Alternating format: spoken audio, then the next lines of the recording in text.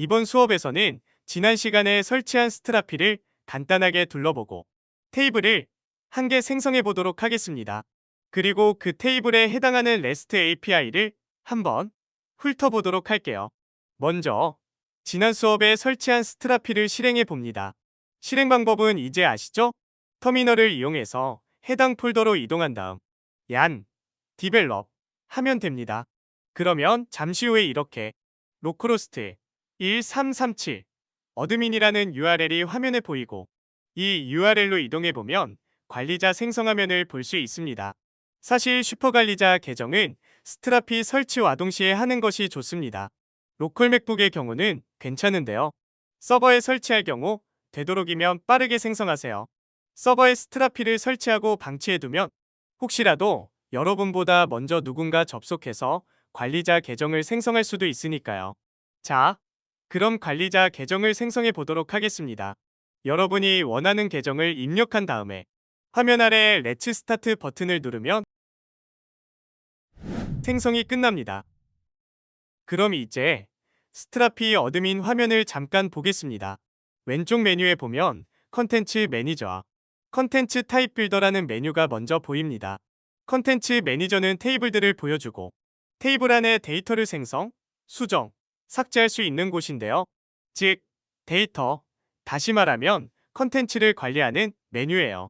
데이터베이스 이론에서는 이런 것을 DML이라고 하죠.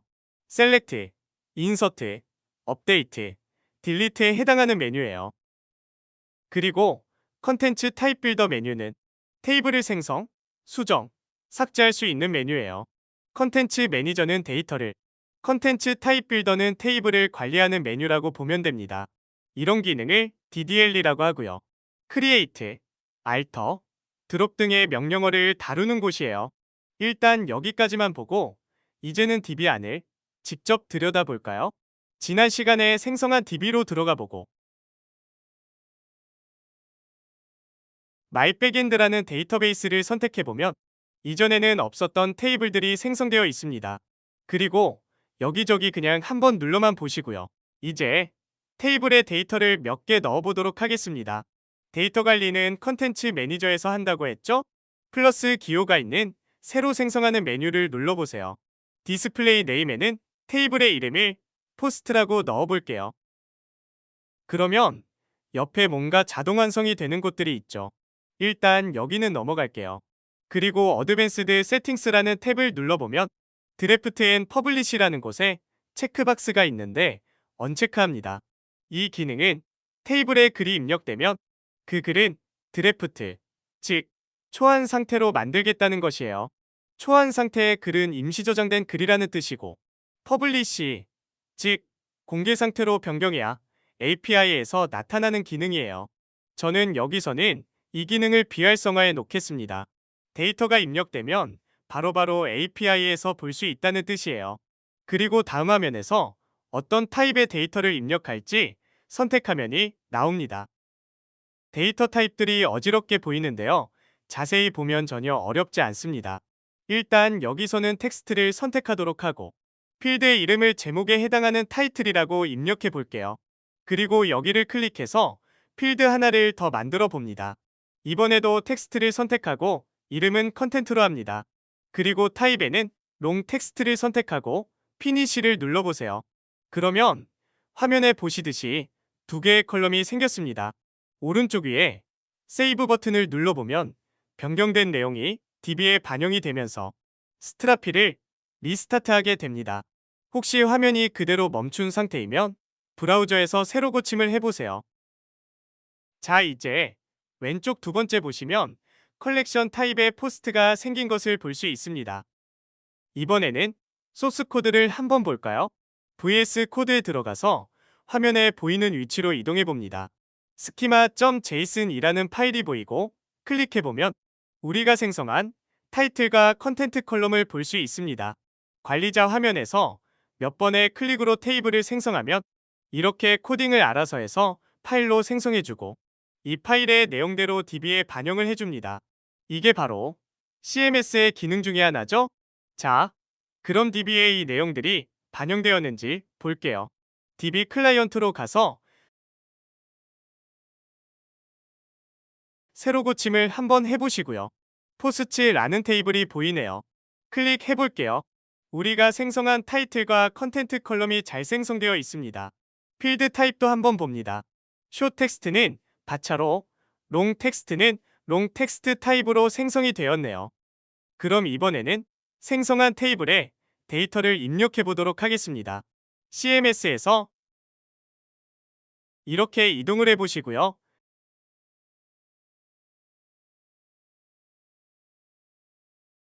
Create New Entry 버튼을 눌러봅니다. 그리고 타이틀과 컨텐트의 내용을 적당히 입력하고 세이브 버튼을 누르고 백 버튼을 눌러 돌아가 보면 데이터가 입력된 것을 볼 수 있습니다.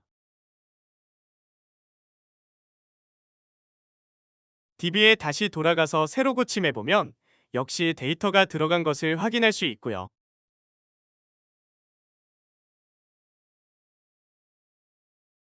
이제 드디어 코딩 없이 설치만 하면 자동으로 REST API를 생성. 이라는 타이틀에 걸맞게 API가 진짜 생성되었는지 보겠습니다. 브라우저로 가셔서 주소창에서 이렇게 입력하고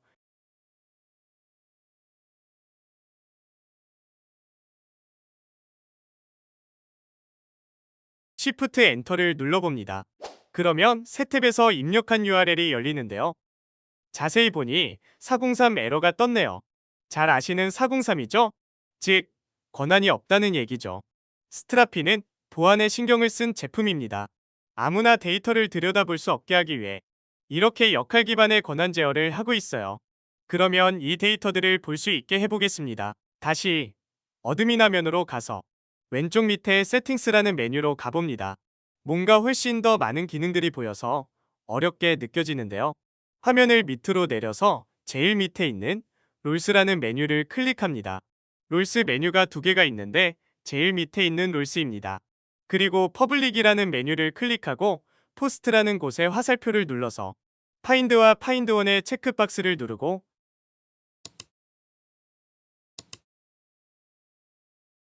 저장합니다. 그리고 다시 브라우저로 돌아가서 새로 고침을 해봅니다. 드디어 데이터가 보이네요. 자, 그럼 한 가지만 더 해볼게요. 다시 관리자 화면으로 가서 데이터를 하나 더 입력해봅니다.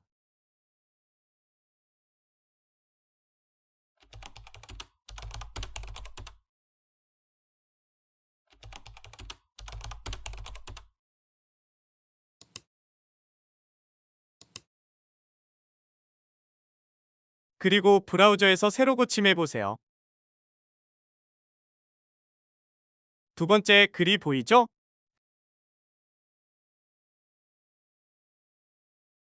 그리고 마지막으로 하나 더 볼게요. 브라우저에서 이렇게 URL을 변경해봅니다. 그러면 한 개의 글만 보이게 됩니다.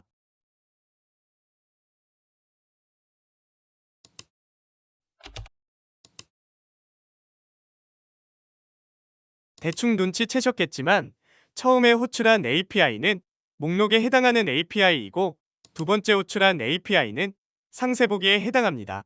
목록은 find, 상세보기는 find1에 해당하겠죠. 관리자 화면에서 보셨듯이 목록과 상세 화면에 각각 다른 권한을 부여할 수도 있어요. 롤 베이스드 액세스 컨트롤이라고 부르는 역할 기반의 권한 제어를 스트라피에서는 아주 세밀하게 할 수 있습니다. 이번 수업은 여기까지입니다.